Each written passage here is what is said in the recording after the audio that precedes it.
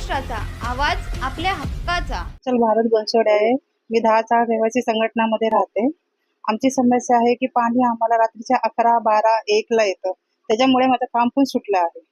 आणि हरीश मिरकोटे साहेब आहे, तो नेहमी आश्वासन देतो आम्हाला. मागे पण आंदोलन वगैरे केलं आम्ही लोकांनी, तिथं जाऊन वगैरे. हर टायमाला तो फक्त बोलतो मी वेळ देतो, वेळ देतो. वेळ काही तो ठरवून देत नाही. अधिकारी आहेत ते पण आम्हाला नुसतं आश्वासन देतात. आता आम्हाला उपोषण पाण्यासाठी आम्ही बसलेलो आहे, पण पाणी गढूळ पाणी येते. लिकेजचं पण एवढे आहेत लिकेज, हर टायमाला नुसतं लिकेज. आज पाणी येणार नाही म्हटलं की आम्हाला 2-2 दिवस पाणी भेटत नाही. त्याच्यानंतर तिसऱ्या दिवशी जे पाणी 7ला जे आलेलं आहे ते आम्हाला रात्रीच्या 12-1 ला येतं. 1:30ला 2ला कामधंदे सोडून साधं माहीत जरी झालं तर त्या माहितीला सोडून आम्हाला घरी यावं लागतं. पाणी भरून तिथे जावं लागतं. मग हे सतत असं आंदोलन आम्ही करतच राहायचं का? आता जर हे आंदोलन यांनी आमच्या पूर्ण मागण्या मान्य नाही केलं तर आंदोलन पूर्ण मोठं छेडणार. आज दिनांक 1 ऑगस्ट रोजी 10चा रविवार संघटनेतर्फे आम्ही उपोषण करण्यात आले. त्याचं कारण असं आहे की प्रभाग 18 मध्ये जो आमचा विभाग आहे, 10चा महात्मा फुले, बुद्ध कॉलनी, साईबाबा नगर, महात्मा फुले, लिंबुणी सोसायटी, या सर्व ठिकाणी आमच्या जो पाणी पुरवठा होतो तो रात्री कधी 11 वाजता, कधी 12 वाजता, कधी 1 वाजता होतो. तर काही ठिकाणी असे लिकेज आहेत ज्या संदर्भाने मिरकुटे साहेबांना सांगितलं, पण त्यांचं कुठेही लक्ष नाही. त्यांना आपण किती वेळेस फोन करा, त्यांना सांगा, ते फक्त बोलतात आम्ही काम करतो. याच्यामुळे जे त्रास होतो तो महिला वर्गाला होतो. आणि रात्री अपरात्री जो पाणी येतो, महिला वर्गाला जागावं लागतं, सकाळी त्यांना परत कामाला जावं लागतं, मुलांची तयारी लागते. हा जो त्रास आहे तो त्यांना जाणवतो, हे अधिकाऱ्यांना समजत नाही. अधिकाऱ्यांना आम्ही किती वेळेस बैठक करण्यासाठी सांगितलं, पण कोणी बैठक द्यायला येत नाही. मागच्या वेळेस पण आम्ही उपोषण पत्र दिलं होतं, त्यांनी आम्हाला वेळ निश्चित केला 4 ते 6च्या मध्ये, परंतु 20 दिवस झाले, 1 महिना आलं, कुठल्याही प्रकारचं नाही. तेच रात्री अपरात्री 1 वाजता, कधी 12 वाजता हेच पाणी येत आहे. सुरळीत एक वेळ दिलाच नाही अजून. या संदर्भात पालिकेचं काय मिरकुटे साहेबांशी बोलणं झालेलं. आता आम्हाला कार्यकारी अभियंता बुडके साहेबांशी बोलणं, त्यांचं म्हणणं आहे की आम्ही दुपारी तुम्हाला 3 ते 5 ह्या वेळेत पाणी पुरवठा करण्याचा प्रयत्न करतो, तुम्हाला लेखी आश्वासन देतो. 1 ते 1.5 आठवडा पहिले हे पाणी ठेवतो. जर असं चालू आलं तर पुरवठा हाच कंटिन्यू करू, हाच वेळ तुम्हाला देण्यात येईल, असं त्यांचं आश्वासन आहे.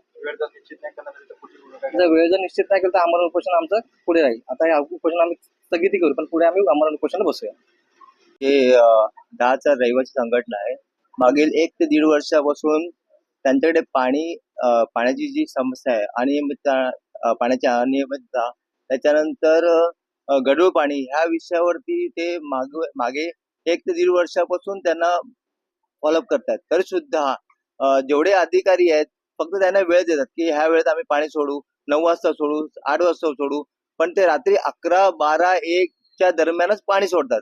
त्याच्यामुळे काय होतं की सकाळी जर कोणी मुलांची शाळेची तयारी करायची असेल किंवा आणखी काय कामाला जायचं असेल सकाळी उठून, तर ह्या सगळ्या गोष्टीवरती त्यांना एवढा त्रास सहन करावा लागतो. त्याच्यामुळे माझं एकच बोलणं आहे, जेवढे अधिकारी आहेत मागच्या 1 वर्षापासून जर फॉलोअप करतात 10च्या इथल्या रहिवासी संघटना, तर कमीत कमी त्यांना दिवसातून कुठलाही एक वेळ निश्चित करून दिलं पाहिजे. हे तुमच्या अधिकारात असताना जर तुम्ही करत नसाल तर या अधिकाऱ्यांचं खुर्चीवर बसण्याचं, या ठिकाणी त्यांना काम करण्याचं काही अधिकार नाही. तर माझं एकच प्रशासनाला एक विनंती आहे की ह्या संघटने, ही जी एरिया आहे, हा जो विभाग आहे, ह्या विभागाला एक पाण्याची निश्चित वेळ प्रॉपर पद्धतीने त्यांना देण्यात यावी, ही प्रशासनाला विनंती करतो. आणि जनक्रांती संघटनेचा संपूर्ण पाठिंबा ह्या रहिवाशांसोबत आहे,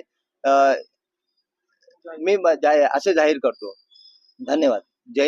आज 10चा इकडचा जो परिसर आहे, या परिसरामध्ये जे पाणी सोडलं जातं त्याचा जो टायमिंग आहे तो अनिश्चितपणे, म्हणजे जो लेडीज लोकांना त्रास होणार आहे, महिला वर्गाला त्रास होणार आहे, नोकरी वर्गाला त्रास होणार आहे, रात्री 11, 12, 12:30 असं टायमिंग सोडलं जातं. प्रशासनाला फक्त एक निवेदन आहे की ज्या ज्या वॉर्डमध्ये ज्या ज्या एरियात टायमिंग सोडतो तो त्यांच्या धाकाने सोडतो. इथे आता माननीय जे आहेत गुडगे साहेब, एक्झिक्युटिव्ह इंजिनियर आहेत, त्यांनी 3 ते 5 इकडे पाणी आता टायमिंगचं नियोजित केलंय. आमच्या या युवासेनातर्फे पूर्ण आमचा इथं पाठिंबा आहे. आणि या जी टीम जे इथे उपोषणाला बसले, याच्या आधी यांनी 2-3 वेळा उपोषण केलेलं आहे. आणि 10चा असा परिसर आहे की पूर्ण जी वस्ती आहे खूप गजबजलेली आहे. तर साहेबांना एवढंच निवेदन आहे की हे जे 3 तो टाइम जो 5 आता केलेला आहे, हा कायमस्वरूपी करावा. त्यामुळे जो महिलांना जो त्रास होतोय तो होणार नाही. तुमच्या परिसरातील काही घडामोडी किंवा समस्या असतील तर आमच्या वृत्तवाहिनीला संपर्क करा आणि तसेच सतत अपडेट राहण्यासाठी आमच्या वृत्तवाहिनीला सबस्क्राईब करा आणि बेल आयकॉन दाबायला विसरू नका.